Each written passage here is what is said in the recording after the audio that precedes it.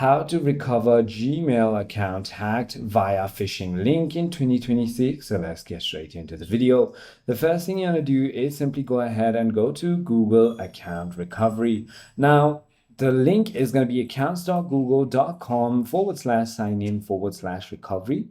All you need to do is simply go ahead and enter your email and click on next. It is going to ask you to go ahead and verify yourself. You can simply click on try another way, and it is going to go ahead and ask you some security questions. All you need to do is simply go ahead and enter the answers to your security questions that you've set previously, and you will be able to go ahead and create a new password.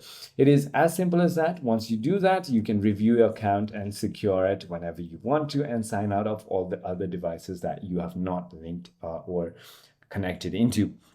I hope this video clarifies everything for you. If you have further more queries, feel free to comment down below, and I'll see you on the next one.